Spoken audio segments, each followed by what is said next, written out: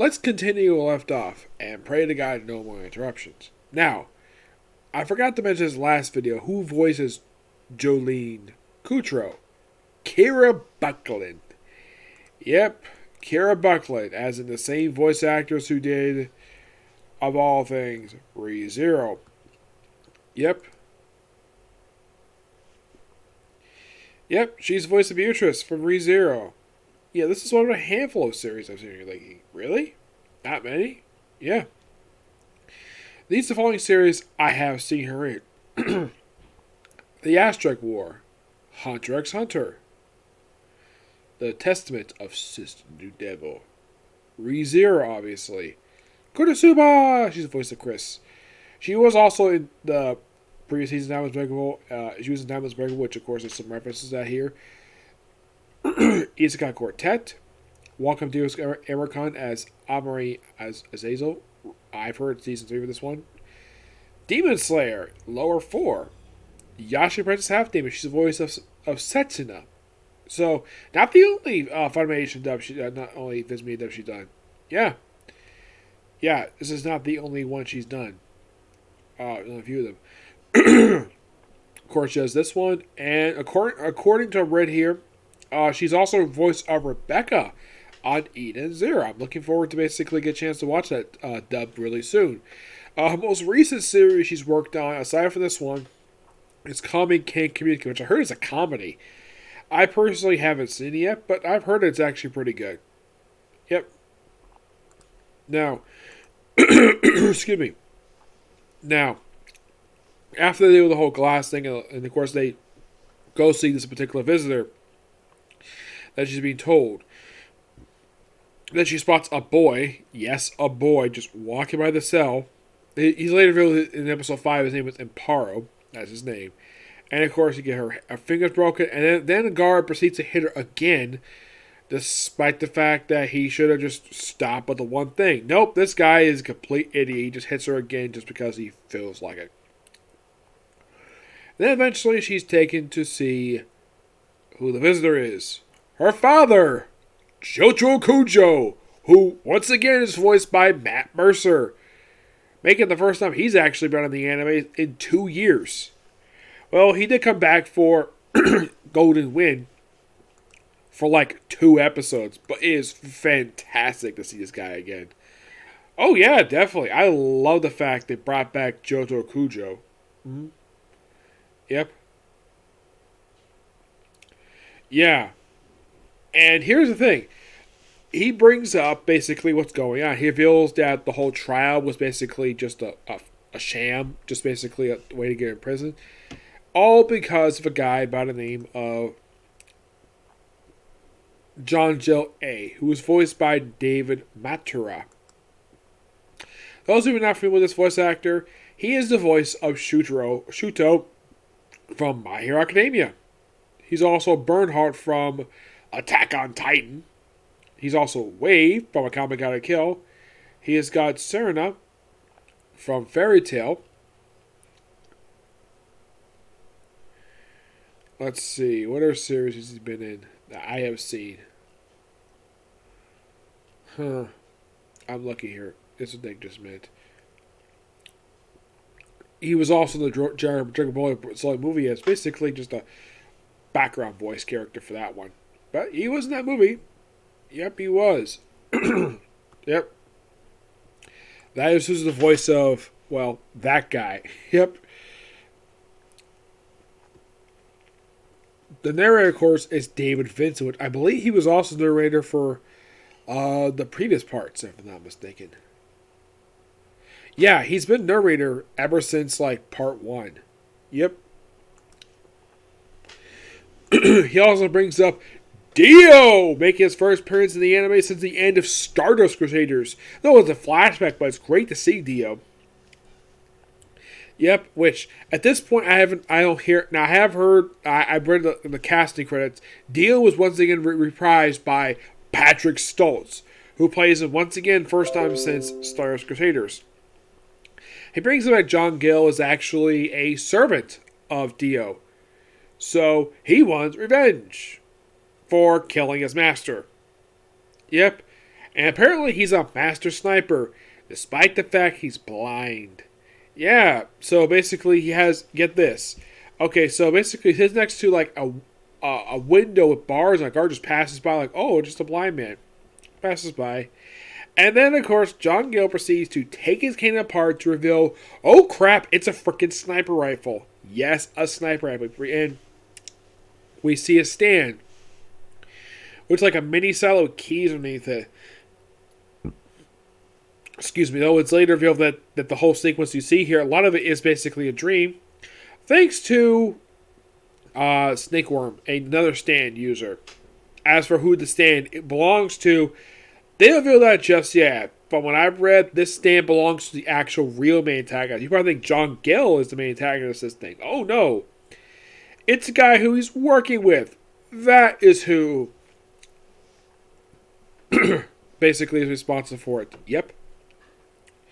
So, also that the boy himself gave Jolene a bone, which of course, when he shows her fire later on, this turned to this bone belonged to a woman, and Amparo revealed this bone belonged to her late mother, who actually gave birth to him in the prison, and she died in the prison too, and he's stuck here. I'm like, really? So, the child was, okay, so why is he still there for? In the manga, it's not exactly clear. I don't remember exactly why the heck he was even here for. I mean, he's not a prisoner. So, why is he in the prison? Aside from the fact he's a child of one of the prisoners, well, one of the former prisoners, there's no reason to keep him here. Oh, by the way, I forgot to mention this.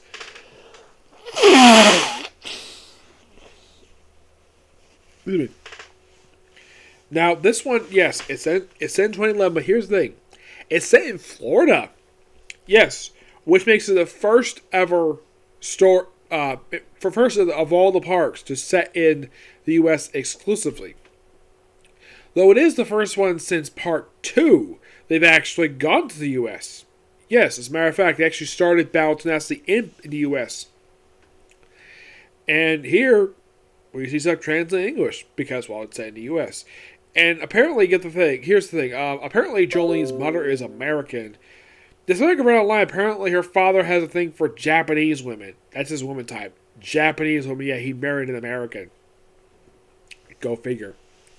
So, and of course they try to escape down like a sewer, and like break a pillar, and then of course they follow the kid down, and then of course the satellite is eventually destroyed, and you think this guy is. But by the way, when she first got in the cell, she beat up the guard so she goes solitary confinement. Which, of course, she does. Don't worry about that. So, after basically apparently deal with the kid, apparently the whole thing when they went down there was all just a dream. And then, of course, she wakes up thanks to getting herself cut. And eventually wakes up her father. Which eventually, when he gets out of the jail cell, at first you think it was another reality where you think, why? How did you know my status started as platinum? And then, of course, he properly wakes up thanks to basically Stone Ocean's string thread being wrapped around his head. That apparently woke him up. So eventually, they do get out of the cell. They try to break out of the prison. That's basically his plan. And his plan is to go to a window, which goes that window, and of course they go through like this body of water, and there's a submarine from the Speedwagon Foundation. Yep, the Speedwagon Foundation. Which, this is the first time they've been brought up since, I think there was a mild reference to them in Golden Wind, and of course they were heavily brought up in the events of. They basically had a small role to play in Diamonds Unbreakable, but in the case of like that was the last time they physically appeared. But as for a mention, not since the start of Golden Wind, they actually brought up the Speedwagon Foundation. If you don't know exactly what the Speedwagon Foundation is, it was founded by the late in the series, anyways, Robert E.O. Speedwagon, a character from Phantom Blood. And he actually lived like long enough, basically, to. Yeah, it's revealed in Battle Tenacity that he actually got his fortune. He was able to found the Speedwagon Foundation thanks to getting rich off of oil. Yep, apparently he came to the U.S. He was broke. So Apparently hitting oil. Apparently I was able to have found the Stoma Speaking Foundation. What's the way it's set up in the series? It's almost like a agency. It's basically a self-financed agency that apparently is almost act like a government agency. That's one thing kind of weird. That's one thing I thought was really weird about the Speedwagon Foundation, is that it's fairly implied they're this big organization and they're basically heavily not only financed by Speedwagon himself, but also like other governments because they work with them constantly to basically unearth like various discoveries. Speedwagon himself actually died in between the events of Part 2 and Part 3 of natural causes. Also, he was a lifelong bachelor. He never married. Yes, seriously, he never married. Elena, who was Jonathan Joestar's wife, who actually she first showed up in Part 1. She briefly plays a small role in Part 2. She also died in between Parts 2 and 3. Also, Lisa, the mother of Joseph Joestar, she died too between Parts 2 and 3. Joseph Joestar actually died between the events of Part 4 and Part 5. So, if you think about it, the only person from the Johto family still alive who has not died yet at this point is Johto Kujo. There is, of course, also Gio Giovanno. He's still alive. He's a member of the Joestar family due to the fact he's got the star in his back. Also, it is shown that Jolene does have the Joestar birthmark. As a matter of fact, when her father tells her about the Joestars, she apparently never heard of the Joestars. Well, there's a good reason for that. Why she's never heard of them. And why she never heard the fact that she's related to them. It's because of her last name, Kujo. There is an explanation for that. You see, Joseph Joestar initially had one child, Holly, a daughter. And she did initially carry the Joestar name probably when she was born. Then, of course, she married a guy named, last name Kujo, who apparently was a Japanese singer, which, by the way, he never pops up at all in Battle Crusaders. As for where the heck he is, it never explicitly explained where the heck he is. And apparently also, so here's the thing. Not only does Joseph Joestar's daughter have a thing for Japanese man, apparently also he did too, because he had a one-night stand with a woman who became the mother of his only son, who was Josuke Hizagaya, who was a star of Diamonds Unbreakable. Which, by the way, I should point out, though, I'm not going to spoil the ending of Part 6 because it is a weird ending of it. And aside from these two, the only other blood member of the Joestar family that's still alive is Josuke Hizagaya. Though I'm sure he probably legally changed his last name to Joestar because he is the son of Joseph Joestar. Despite the fact he was actually in his 60s when he basically when he was born. Apparently his father knew nothing about his actual father. As for what happened to Joseph Joestar between between 3 and 4, unknown. Actually, between 4 and 5. Yeah, it's completely unknown what happened to him because it's implied he might be dead. As what he died of, I don't know. It could be due to arthritis, probably. I'm not really sure. Unlike in the case of Part 2, where they actually go into detail exactly what happened to all these characters, not the case Joseph Joestar, the star of Part 2. They don't say what happened to him. Yep. So, in the case of basically after getting out of there, then they run into John Gill and the other guy, which apparently the guy is disguised as a guard who ends up shooting one of the other guards. And then, of course, this other guy, the snake worm, Stan. Excuse me, I want to make sure I get this name right.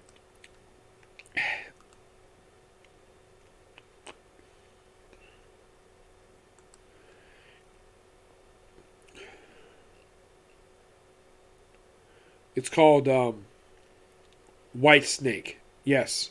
Whose stand user, I should point out though, does not appear in the episode. He does not make his first appearance in the anime. Let's see if we can find it here.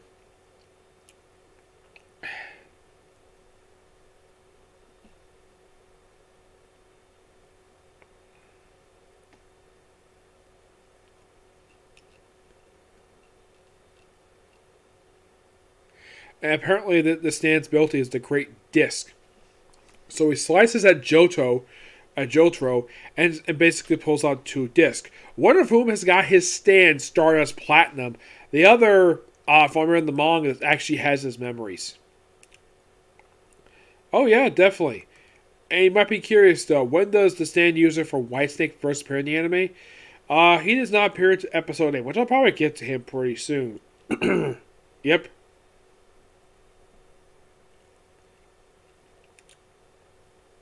Oh, there's one thing I should bring up though. How old is Johto Kujo at this point? He is, and you're not gonna believe this, Johto Kujo is 40 at this point in time. Yeah, he's 40 years old. He doesn't look it, aside from the fact his clothing changed. I think his physique did shrink a little bit. Yeah, he's still muscular, but not over muscular like he was in part 3. He basically trimmed down. They do reveal he's a biologist. They still keep up that. That was his profession they revealed in part 4. So I'm glad they still keep that there. So I'm glad he didn't change professions between parts 4 and 6. So he gets wounded after being shot multiple times. Then, of course, Jolin does basically come outside where she sees a submarine that he talked about. But they didn't go inside because he's wounded and, well, and she has to go back to prison because Whitesnake has got the two discs that she really needs to get back to basically revive him. So she surrenders herself. And one of the guards, who apparently is very trigger happy, really wants to shoot her because he thinks that she's responsible for killing that guard. And the other guard, who's pretty reasonable, like, no, she had nothing to do with it. She basically is surrendering, no weapon. And then, of course, she has a conversation with Imparo, which they impart the bone back to him via this conversation. And then she surrenders in the end of part 5. I gotta say, it was actually pretty good. I love the fact that Johto Kujo is back. Great character. And by the way, Imparo, who is a little boy, he is voiced by a guy by the name of Casey Mangalino.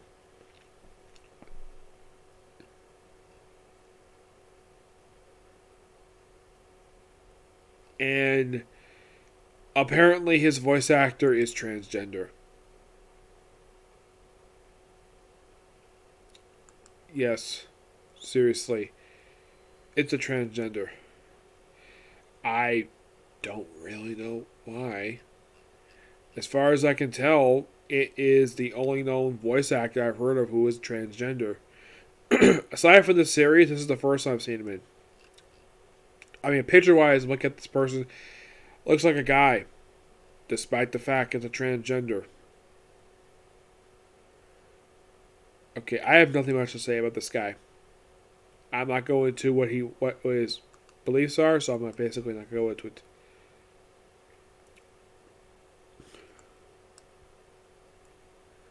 Yeah, but to start off this series, it's pretty good. I'm loving it, and I will be back to do more of this later on. It'll just basically go on. I'm probably going to do about 2, maybe 3 more videos of this. Depends on what it takes to cover 12 episodes. I have heard that there is going to be more episodes released this month. As for when, don't know yet. I have not, unlike with One Piece, don't know when it's going to come out. Unlike in the case of Golden Wind, where I reviewed it every week, this basically reviewed just like similar to my review for One Piece. Basically review whenever the anime whenever Netflix had to release it. And apparently it releases once every 2 months. Now, here's the weird thing about this. That they have not announced exactly how many episodes that this anime is supposed to produce. And apparently it's only like streaming only. There's no like TV show of this one. No, not really. I don't really know why. It's kind of weird.